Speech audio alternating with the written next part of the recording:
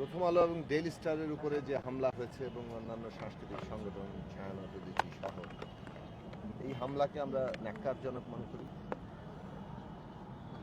এবং জুলাই গণ অভ্যুত্থানে আমাদের হাজারো শহীদের যে আত্মত্যাগ এবং তার ধারাবাহিকতায় একটা গণতান্ত্রিক রূপান্তরের জন্য ওসমান হাদি যে শাহাদাত, সেইটার মধ্যে দিয়ে মানুষের যে আকাঙ্ক্ষা তৈরি হল।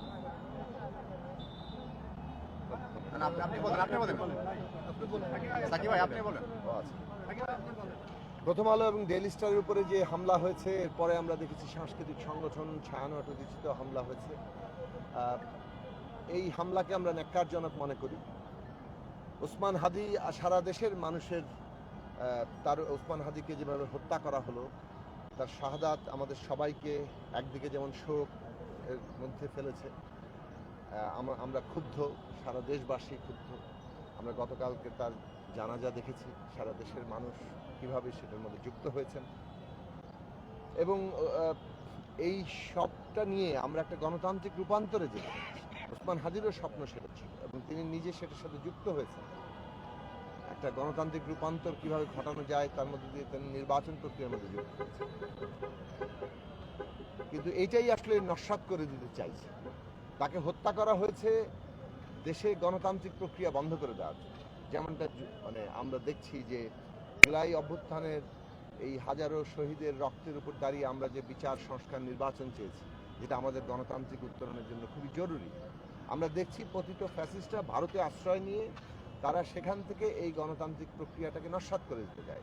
দেশটা একটা অরাজকতা, একটা নাশকতার মধ্যে পড়ে গেছে, এইরকম একটা জায়গা তারা তৈরি করতে চায় এবং সেই জায়গাটার একটা প্রকাশ হিসাবেই এই ওসমান হাদিকে হত্যা করা হয়েছে এবং এইরকম আরও অনেক জুলাই আন্দোলনের সক্রিয় সংগঠক নেতৃত্বকে তারা হত্যার হুমকি দিয়ে যাচ্ছে।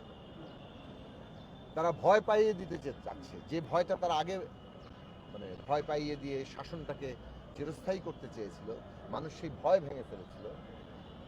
এখনো তারা সেই একই ভয়ের অস্ত্র ব্যবহার করতে চাইছে। ওসমান হাদি ছিলেন ভয় কাটানো একটা সাহসী নেতৃত্বের, সাহসিকতার একটা অনন্য দৃষ্টান্ত এবং সেই যে শোক ক্ষোভ আমাদের আছে, আমরা সেটাকে ওসমান হাদির স্বপ্ন কিংবা সারা দেশে আমাদের হাজারো শহীদ, হাজারো আহত যোদ্ধাদের, সারা দেশের মানুষের স্বপ্ন বাস্তবায়নে কাজে লাগাতে চাই।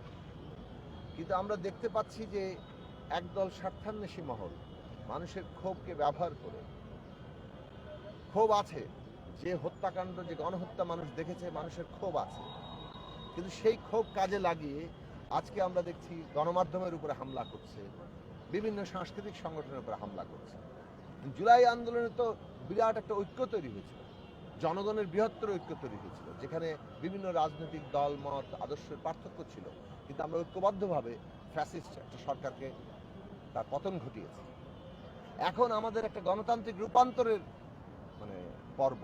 আমরা রাষ্ট্রকে গণতান্ত্রিক করব, নতুন রাজনৈতিক বন্দোবস্ত তৈরি করব, আমরা সংবিধান সংস্কার পরিষদের নির্বাচন করব, তার মধ্যে সংবিধান সংস্কার করব এবং দেশে একটা গণতান্ত্রিক ব্যবস্থা প্রতিষ্ঠা করব। কাজেই ফ্যাসিস্টরা যা করেছে সেটা তো আমরা করতে পারি না। তারা সহিংসতা, নাশকতা চায়, সেটাকে আমরা করতে পারি না। তারা খারাপ হয়েছে, যারা আজকে ভারতে আশ্রয় নিয়েছে এবং আমরা দেখলাম ওসমান হাদির হত্যাকারীরাও ভারতে আশ্রয় নিচ্ছে। তাহলে স্পষ্ট হয়ে যাচ্ছে পতিত ফ্যাসিস্টরা এবং তাদের এই ভারত সহ তাদের যারা পৃষ্ঠপোষক আছে, তারা আজকে বাংলাদেশে একটা গণতান্ত্রিক প্রক্রিয়া ব্যাহত করার জন্য উঠে পড়ে লেগেছে। সেইটা যাতে সফল হতে না পারে, আমাদের সে কারণে ঐক্যবদ্ধ থাকতে হবে। কিন্তু আমাদের এই ঐক্য বিনষ্ট করছে একদল স্বার্থান্বেষী গোষ্ঠী, ক্ষোভকে কাজে লাগিয়ে গণমাধ্যমে হামলা করছে, মানুষের মধ্যে বিভাজন তৈরি করতে চাচ্ছে। শেখ হাসিনা তো বিভাজন তৈরি করতে চেয়েছিল, দেশের মানুষকে ভাগ করে শাসন করতে চেয়েছিল। আমরা তার বদলে ঐক্য স্থাপন করেছি জুলাই আন্দোলন। আজকে বাংলাদেশের মানুষের ঐক্য দরকার। এই সমস্ত আততায়ী, হত্যাকারী, নাশকতাকারী, তাদের মোকাবেলা করতে হলে আমাদের ঐক্য দরকার। সে ঐক্য যাতে ভাঙন না করে সেটা আমাদের চেষ্টা করতে হবে। আজকে সরকারের দায়িত্ব ছিল এই ঐক্য বজায় রাখা, যেখানে সরকার দায়িত্ব পালনে ব্যর্থ হয়েছে। সরকারের দায়িত্ব ছিল মানুষের জানমাল, বিভিন্ন প্রতিষ্ঠানের নিরাপত্তা নিশ্চিত করা, সরকার সেখানে ব্যর্থ হয়েছে। এবং এইটা আমরা দেখতে পাচ্ছি যে সরকারের ভূমিকা বেশ রহস্যজনকভাবে নীরব ছিল। কেন এইখানে আইন শৃঙ্খলা বাহিনী এই ধরনের নাশকতার তৎপরতাকে বন্ধ করতে পারবে?